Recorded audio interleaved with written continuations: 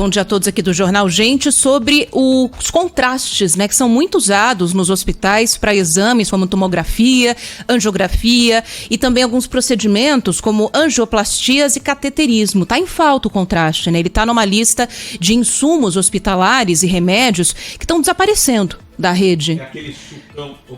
É aquele sucão laranja que você tem que tomar para fazer uns exames? Eu tomei já uma vez um branco. Muita gente passa mal, viu, Pedro? Muita gente passa mal. Tem injetável. Laranja, mas era horroroso. É horroroso. Mas é muito usado. Uma pessoa, por exemplo, que está passando mal, está com suspeita de infarto, por exemplo, precisa passar por um cateterismo, usa o contraste. E o governo de São Paulo está racionando, Pedro, o contraste só para esses casos de emergência e urgência. Para outros casos, não tem mais o contraste para usar. Está rolando um apagão no setor de medicamentos no Brasil. A gente já vem falando de vários outros que estão em falta. O antibiótico, por exemplo, tem sido um tormento para as pessoas que estão doentes e não encontram os antibióticos receitados nas farmácias. O secretário estadual de Saúde de São Paulo, Jean Gorenstein, confirmou que o governo notificou o Ministério da Saúde, mandou um ofício cobrando uma ajuda, né, para negociar com os importadores esse produto e confirmando que nas unidades públicas o uso está reservado só para situações de urgência. Nós estamos fazendo uso racional do contraste, deixando para urgências e emergências, isso é algo fundamental. Estamos em conversas tanto com a cadeia produtiva, com os produtores, para ver que de forma nós possamos resolver o mais breve possível esse problema. Ao mesmo tempo, provocamos o próprio Ministério da Saúde para que tome a liderança, para que traga uma solução, inclusive, de eventualmente trazer importações desse produto para o país.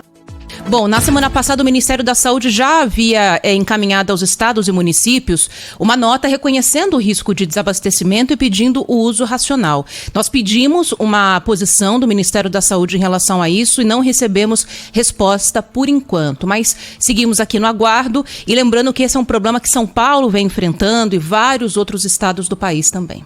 Sabe que agora eu voltei de férias essa semana, não é? Nas minhas férias eu estive no México. E um dia, no hotel, eu puxei aquele jornal que fica ali, de graça, né, para os clientes, para dar uma olhada. 3 manchetes, que se não estivessem em espanhol, eu diria que se tratava de um jornal brasileiro. A maior delas era a inflação, que está disparada por lá. A segunda delas era medo de recessão mundial, derrubando as expectativas da economia, principalmente para o ano que vem, no México. E a terceira era a falta de insumos para hospitais. Olha, exatamente, se a gente traduzir, dá para aplicar aqui para o Brasil. É uma questão mundial, não é? Tanto que, olha, no Band Eleições, aqui na tela da Band, o último, segunda-feira, com o governador Rodrigo Garcia, ele colocou ali a necessidade que São Paulo tem de aumentar a produção de medicamentos pela FURP e pelo Instituto Butantan. Há uma falta geral de alguns insumos de medicamentos, não é, no mundo. A questão é que alguns países são pegos mais de calça curta do que outros, né? E aí a gente descobre que essa dependência que aconteceu ao longo dos últimos anos da China, principalmente para insumos hospitalares e de medicamentos, nessa hora aqui você não consegue deixar de depender, sim, né, de um dia para a noite. Exatamente. E teve também uma procura muito maior, né, Thaís, nesses últimos meses por procedimentos que a gente não vinha realizando por causa da pandemia, né? Então, e a desagregação da produção também causada pela própria pandemia. Exatamente. Analgésico, antibiótico, né? Isso cresceu a procura, né? Agora, esse é o motivo. A gente tem que correr atrás de uma solução, né? Como é que o país vai ficar sem antibiótico? A venda, por exemplo, do antibiótico amoxicilina, que vocês todos aqui já devem ter tomado, em solução oral para uso infantil na indústria farmacêutica, para as farmácias, sabe quanto cresceu nesses últimos meses?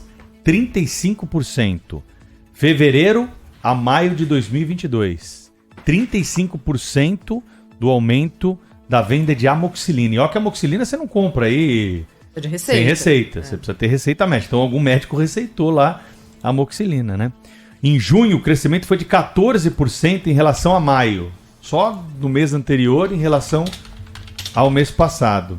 A venda de analgésico, por exemplo, dipirona, que é o clássico aí, né? Pra mim, pelo menos, quando tenho febre, só esse que baixa. Dor de cabeça muito forte. Paracetamol aí pra mim não funciona muito não. Eu sou da dipirona, viu, Sônia? Eu também. Cápsula e comprimido cresceu 34%, acumulado de fevereiro a maio. Em junho o crescimento foi de 5% em relação a maio. Esses dados aqui são do Sindusfarma. Então, para vocês terem uma ideia, e isso eu não estou falando nem dentro.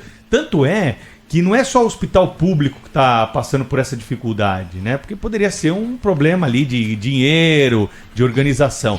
Mas é um problema geral, como disse a Thaís, porque os hospitais privados também estão sofrendo com essa limitação aí de medicamentos. Não é motivo para desespero ainda, mas se não correr agora, vai ser no futuro. Então, por isso essa cobrança que nós estamos acompanhando aí e observando sempre que é um fenômeno mundial. Por enquanto, sem uma saída a curto prazo. Enquanto essa guerra não acabar, muitos efeitos ainda serão sentidos por aqui.